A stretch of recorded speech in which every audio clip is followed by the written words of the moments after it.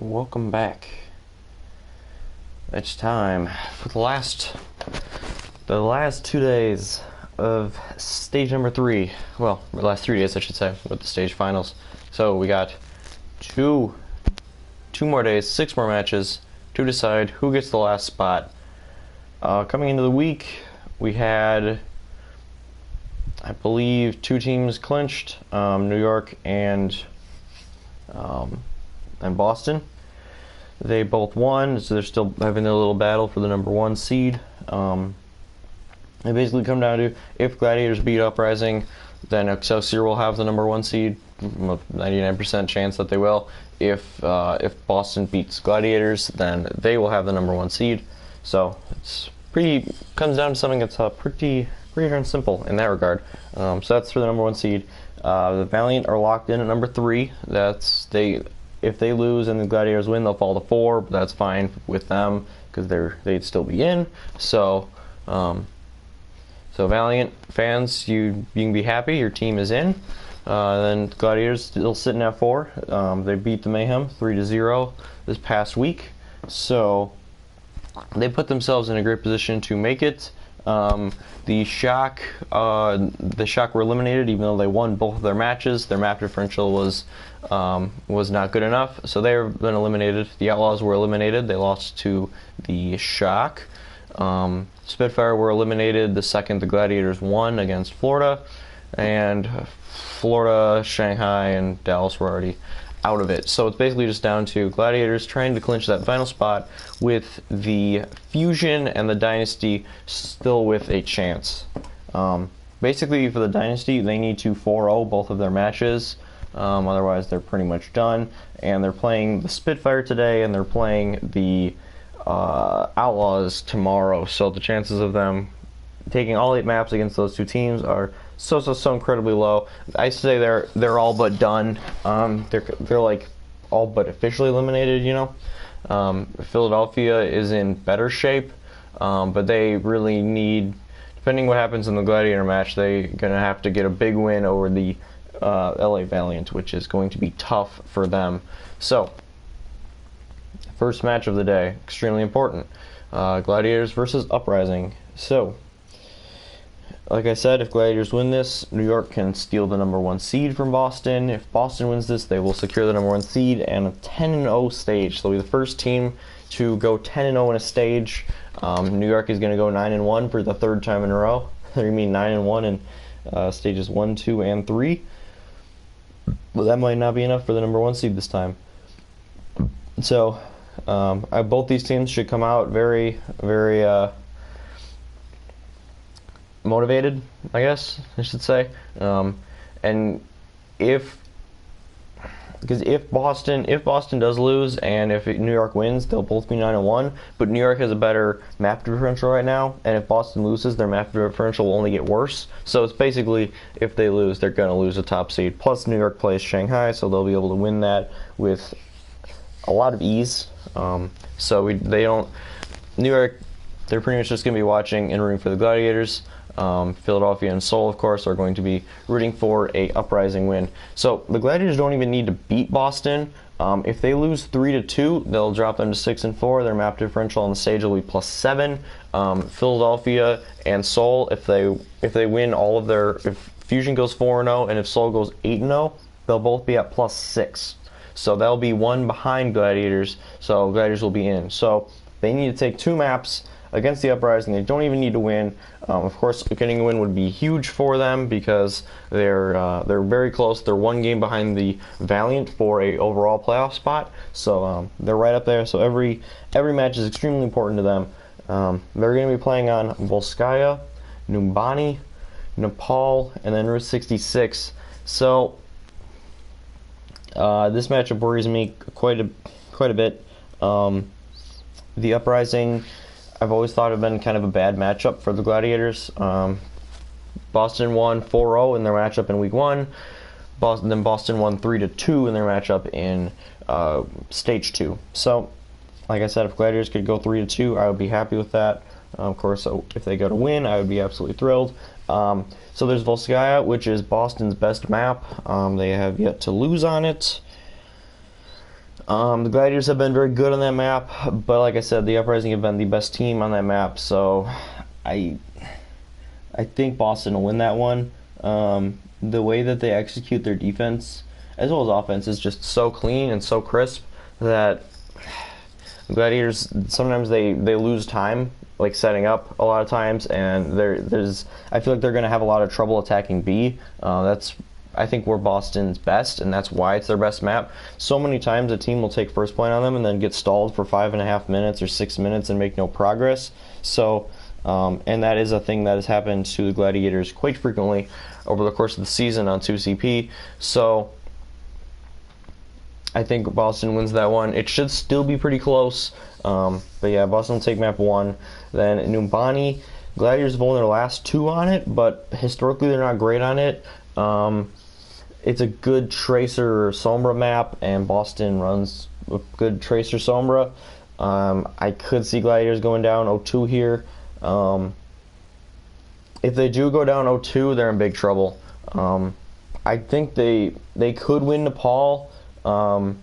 It's just Boston fights for percentage so hard. They're a team like their team philosophy is we're gonna stall, and they do it very, very well. So they're gonna trickle people in. They're gonna we're losing the fight when we're at 30% and we have control, but we're gonna keep like staggering people in and not letting them get the point. So we're gonna get an extra like 30, or it's gonna go from like 30 to 60 or 30 to 70, and a lot of I'd say about half the teams do this. And the other part, they'll just jump off the edge right away, and they'll just leave right away and say, "Okay, the fight's over. We're jumping off the edge. We're not going to give the enemy team any more ult charge."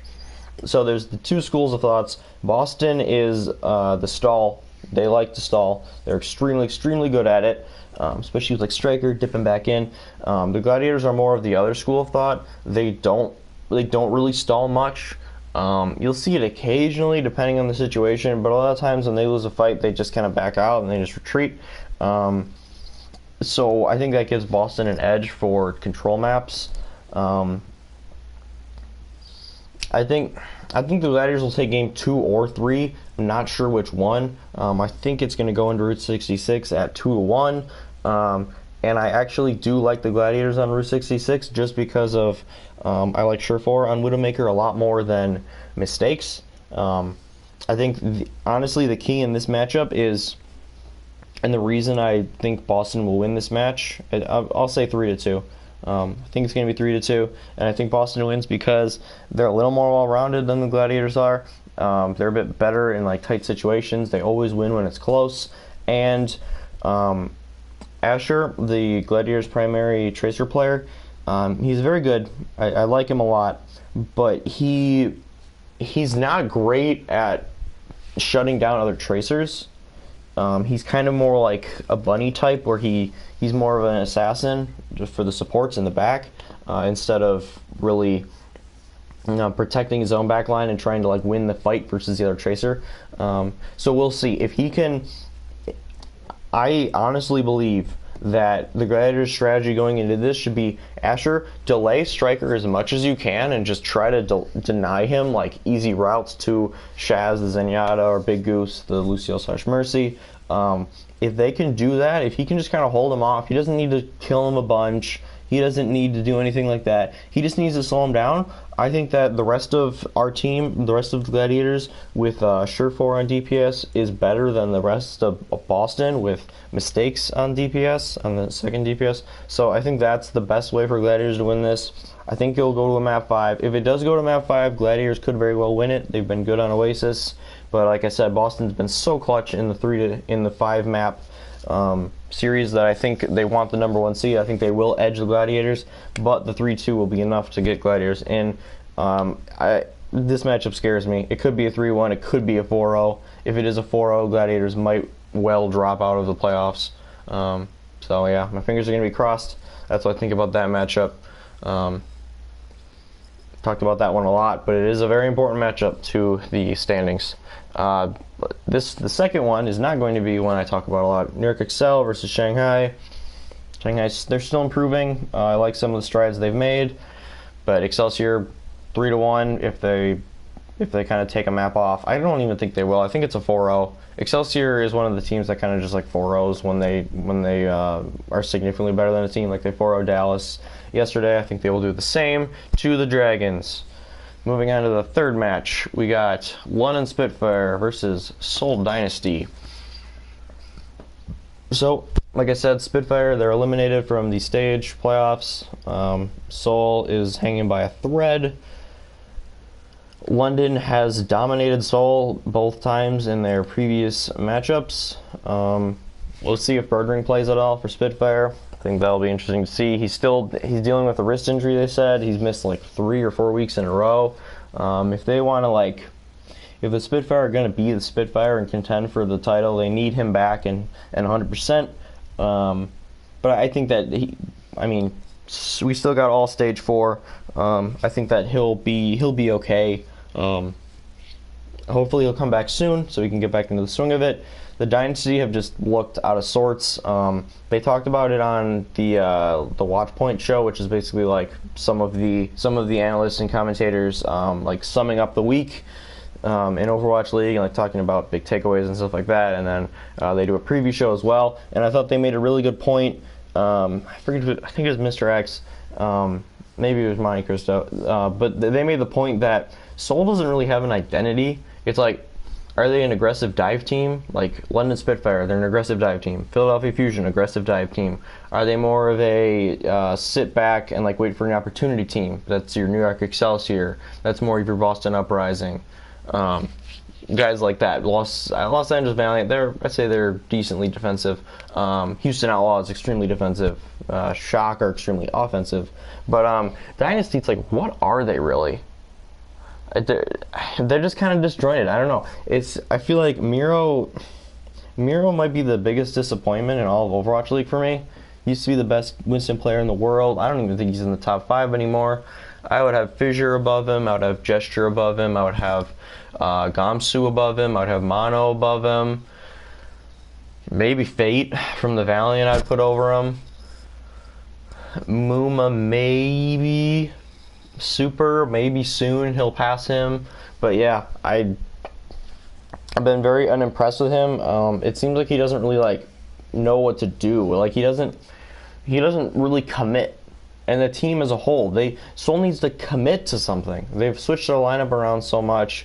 They've tried all these different ways of playing. I think they need to be a defensive team. I really do. I think they need to be very defensive, more of like a New York style. They need to really pocket Jaehong. And just have the rest of the team kind of scrunch back to them. And then when they get dove on, they need to let Fleta shine, and they need to have the tanks come peeling back for them because their supports just get slaughtered. Jaehong and Toby, or Gambler if he's in, or Guido, they're just getting slaughtered. If you look at their deaths, they're way up. So I don't know. If they haven't fixed it yet, Spitfire are looking stronger than Dynasty, so I'm going to take the Spitfire in this one. I think they're going to win it 3-1. Seoul, they just, like I said, they need to figure out an identity. They do not have a team identity right now, and that's why they're just kind of slogging through and going 4-4 in stages and all that not so good stuff. I mean, they're sitting at 18-10, I believe, on the year. So they've been disappointing, and I think they're going to stay disappointing until they really hone in on a strategy. I don't know. Honestly, I think Seoul's coaching, they might need a change. They might need to get rid of their coaches and bring in some new ones because it's been pretty ugly. So, moving on to Saturday, we got the Shanghai Dragons taking on the London Spitfire. So, I think this will be closer than the Dragon Excelsior match. Dragons should be able to do some things, but in the end, it's an easy 3-1. Dragons could take Junkertown. I could see that, especially if Birdring's not back. Hurag's a bit weaker on the Widowmaker than Birdring is, so that could be an opportunity for Shanghai to grab a map. But yeah, that's going to be a relatively easy win for the Spitfire. So they should, with all their troubles, looks like they will end the stage 5-5. And I think if they just, like I said, get Birdring back, I think they'll be fine. They'll be back to being the second best team in the league pretty soon.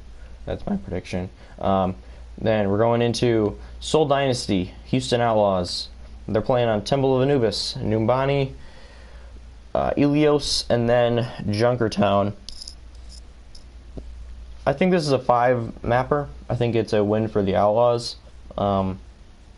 Souls, the offense has looked weak on 2CP, so I think Outlaws should take that one. I think Soul will take games 2 and 3, and then Outlaws will tie it in game 4, and then edge them out on map 5. I could see this one going either way. These teams have had some close matches. The Outlaws, they're pretty. It's weird because they're defensive, and usually aggressive teams are like good against the Dynasty because they can just wipe out their backline. But I don't know. Houston matches up pretty well against them, despite them being a more defensive team. So we shall see. I think in all seriousness, Soul should win this matchup, but I'm gonna go with the Outlaws just because they seem to. The Outlaws just have a lot of grit, and the map pool is decent for them. It's not great, but it's not terrible. They do get Junkertown, so I think they will use that to their advantage, and they'll edge out the Dynasty in 5. And the final match of the week. I mean, this match could mean a lot, or it could mean nothing at all, depending on how the Gladiator Uprising match goes down. If the Fusion are still in contention, like I said, they would. If the Gladiators get 4-0'd, then they'd be down to +4. So Fusion would need to win either 3-0 or 4-0. Because obviously, if they tied the first map and then won the last 3, that would be good enough to put them over. If the Gladiators get beat 3-1, then they would need to sweep to tie them. And then it would go to head-to-head, and I think the Gladiators have the advantage head-to-head against Philly. So I think Philly's in a decent amount of trouble here. I don't think they can just 4-0 the Valiant and just be, yep, we're going to just 4-0 the Valiant. I think the Valiant are a slightly less good version of the Uprising. You could see they're just like a good cohesive unit. The changes that they made before Stage 3 definitely worked out. They had their match against Uprising. If you haven't seen that match, watch that match if you like good Overwatch. LA Valiant versus Boston Uprising. Uprising won barely 3-2.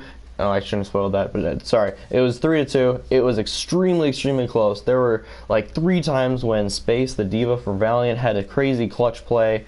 Then Uprising would come back, and some of their players would have a huge clutch play. There was a massive game for Bunny in there. Agilities was getting Dragon Blades every 50 seconds like he always does. Yeah, Mistakes had some good Widow shots.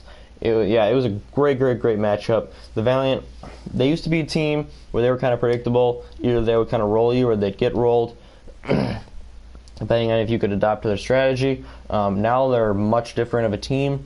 They're not going to bash some of the weaker teams as much as they used to, but they're going to compete against every team. So I think this one goes down to the wire. It's Volskaya is a bad map for the Fusion, so I think Valiant could honestly just take game 1. Fusion have kind of been playing not that well lately. I honestly think Valiant win this one 3-1. If the Fusion have something to play for, maybe they come out even more so. But even then, I think it's gonna go out it's gonna go to a map 5, and the Valiant would probably win that. So I'm gonna say Valiant. I'm going to say Valiant in 4 because I think Fusion will already be eliminated. They won't have a ton to play for, and the Valiant are just looking pretty sharp right now. So, if my predictions hold true, maybe I'll just make a video Sunday before the finals, previewing the finals. So I think the final teams will be number 1, Boston, number 2, New York, number 3, LA Valiant, and number 4, LA Gladiators. It's going to be really interesting to see who Boston picks. If they are the number 1 seed, do they pick New York and have the Battle of the Titans right away? Do they pick the Valiant, who they just had a very close match? If the Uprising beat the Gladiators easily and the Gladiators still make the playoffs, I would have to assume they would pick them, just because they would say, oh yeah, it's the easier matchup, then maybe the Valiants will get the Excelsior out of the way for us so we don't have to play them. But yeah, we'll just see. It's going to be super fun. Can't wait for Sunday. Can't wait for today. Hopefully my boys do well enough to make the stage playoff. That would be amazing. Even if they lose in the first round of the stage playoffs, just to make it would be incredible, especially considering where they started. So yeah, it's now a 6-team, well, technically a 3-team race for the last 1 spot. Gonna be fun. Hope you guys had a good week. Yay, the weekend. It's just about here. I hope you have a good weekend. Have fun, stay safe, whatever you're doing, and we'll go watch some Overwatch League, and I will see you on Sunday for the predictions for the finals.